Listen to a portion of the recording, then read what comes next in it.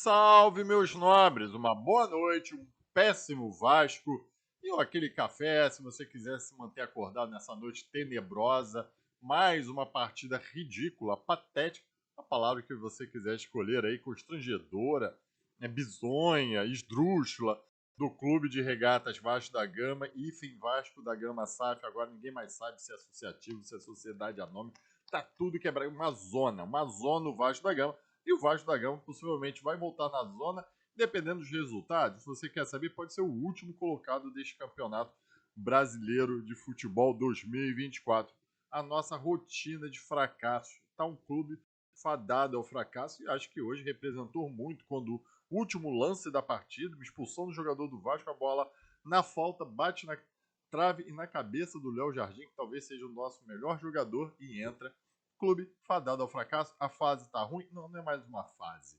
Já a alma do Vasco é jogar isso. E hoje ficou muito na cara esses nossos jogadores. E olha, hoje eu não vou passar pano pro Portuga. Tomara que ele sequer volte pro Rio de Janeiro.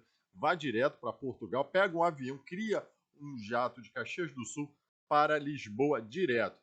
Mas os jogadores têm a maior responsabilidade sobre isso. E a gente vai falar aqui sobre mais uma derrota vexaminosa do Vasco da Gama para um Juventude que não fez o menor esforço de ganhar a partida por 2-0. Você quer saber classificação, meus comentários sobre a partida? Venha comigo logo após a nossa vinheta.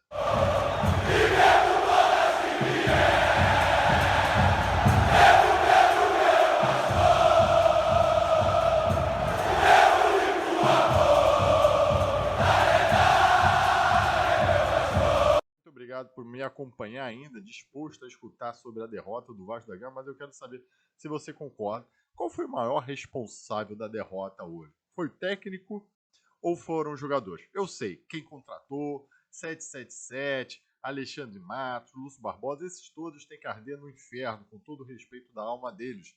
Mas hoje foram os jogadores ou o Portuga? Eu quero saber a sua opinião.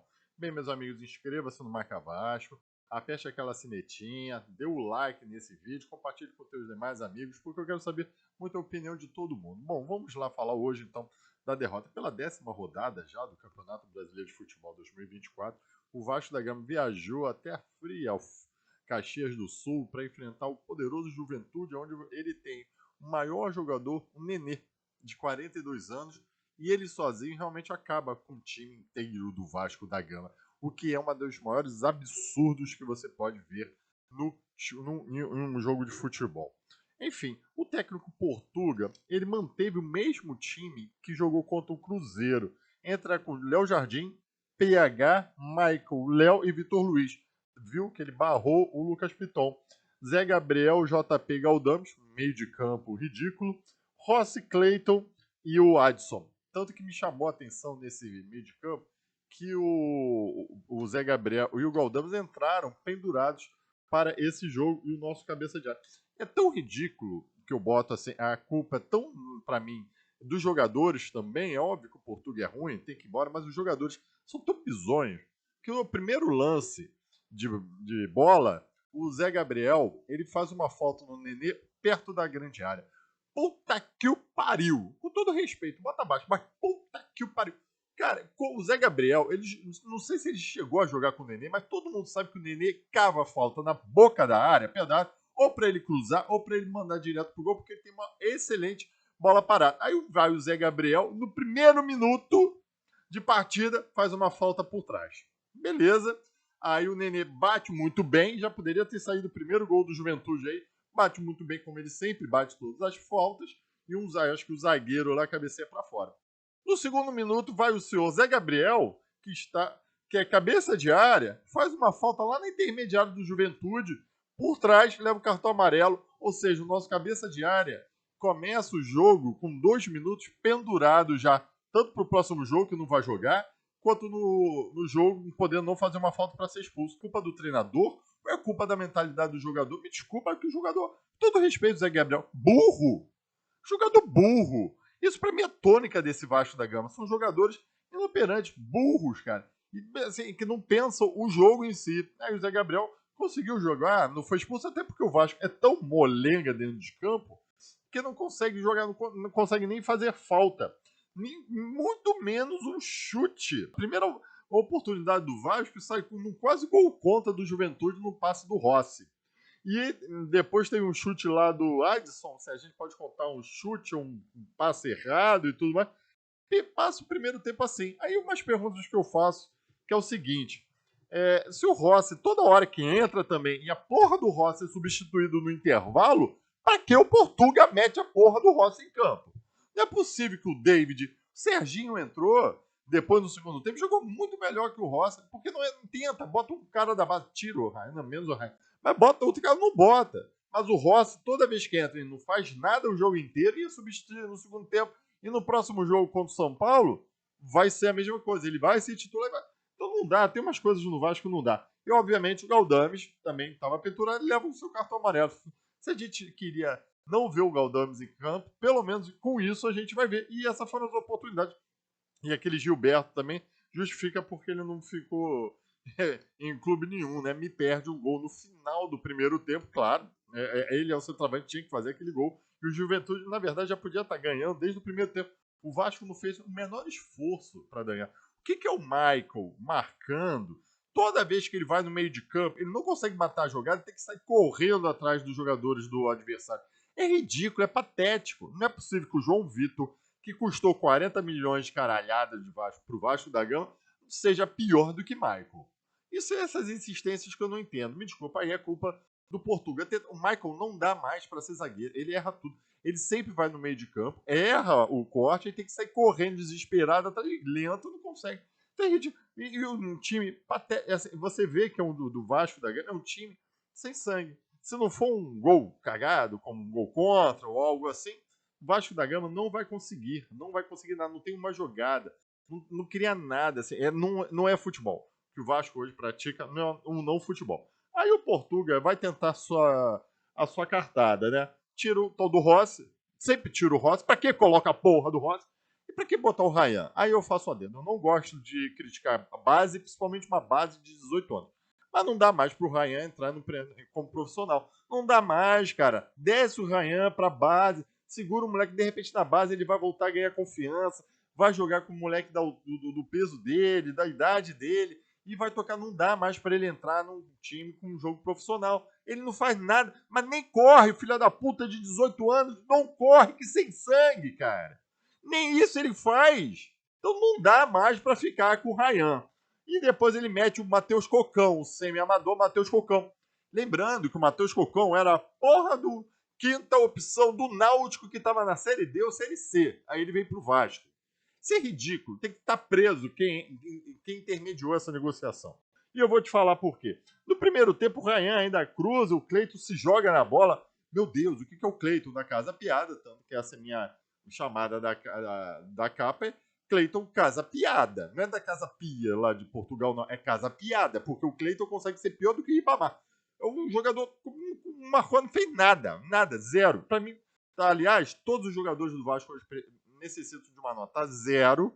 Aí você pode tirar, de repente, Serginho ou, sei lá, o Esforça com nota 1.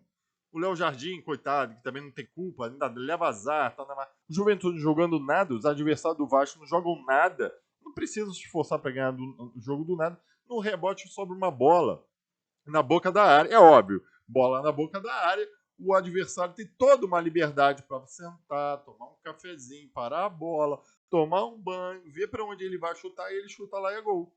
Por que todos os adversários acertam chutes bonitos de fora da área contra o Vasco? Porque ele não é marcado. E hoje é ridícula a sensação do Matheus Cocão. Você, pelado, eu tenho certeza que você, vendo TV, você gritou: vai, Cocão, marca ele, Cocão, vai na bola, Cocão. E o cara ficou olhando: o que é isso? É do jogador, isso não é do treinador.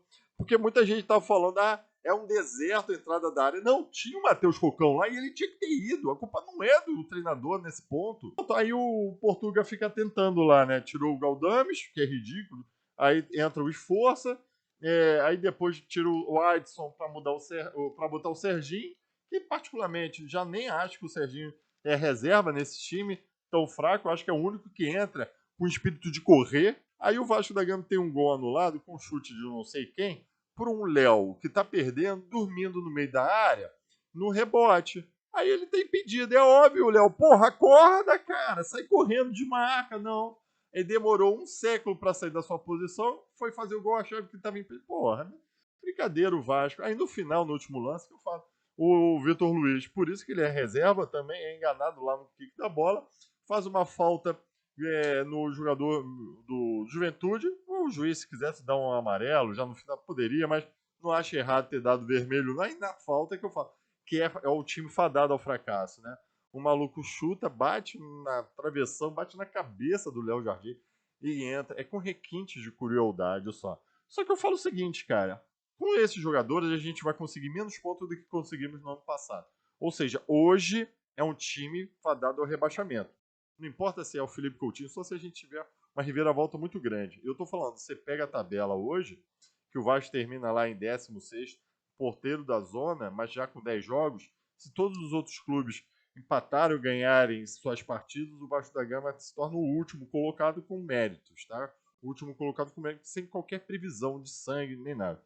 O que fica impressionado é a falta de sangue do time. Leva um gol e não quer correr, e não faz nem falta, consegue. É um time completamente perdido, sem ânimo, sem motivação. Acabou esse time. Esse time você já sabe que talvez desde o começo do ano a gente é um elenco fadado ao fracasso. Não dá. Eu acho que realmente na segunda janela, no mínimo, para manter uma moral, tem que mudar todo mundo.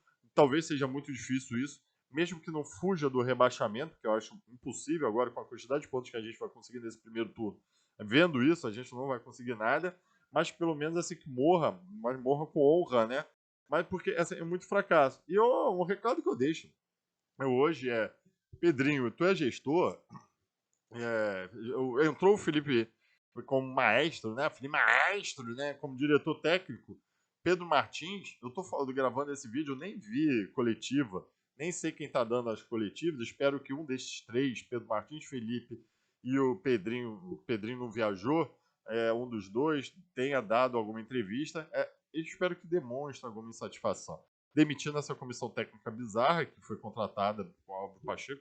A gente já sabe que com o Álvaro Pacheco a torcida não foi com a cara do cara. O cara é completamente perdido no futebol brasileiro e os jogadores também não estão comprando a briga do Álvaro Pacheco. Então, meu irmão, pode demitir, meu irmão, coitado. De repente, um dia ele possa voltar. Não deu certo. Traz quem for. Traz Zé Ricardo, traz o Ramon Dias, Emiliano. Quem for para tentar, pelo menos, dar um ar de honra nesse time. Mas é pelo menos para demonstrar que vocês estão insatisfeitos. Ah, vai dar mais dívida pro Vasco? Foda-se, vai. Mas algo tem que ser feito, porque pelo menos para morrer com uma certa pega na vergonha. Porque hoje esses jogadores não estão com vergonha. Eu duvido que vá alguém dar entrevista. Duvido. Porque também eles não são cobrados. E eu acho que a torcida, para concluir, ela tá bobada que nem eu. Que eu vi o jogo, saiu o gol do Vasco. Eu já tava imaginando que estava impedido, tá?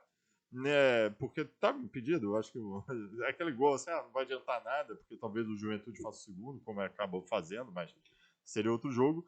E eu acho que a torcida também tá bobada. O próximo jogo contra o São Paulo, em São Januário, sábado às 9h30 da noite, é capaz de não dar nem 5 mil pessoas. Sinceramente, eu acho que no horário ruim, com esse elenco ruim, com uma possibilidade de derrota cachapante, não vai dar nem 5 mil pessoas em São Januário. Já estou fazendo essa previsão. Bem, meus amigos, esse é o meu pós-jogo. Tentei manter uma certa calma, porque, como falei, eu acho que o torcedor do Vasco está abobado. Muito obrigado, tchau e saudações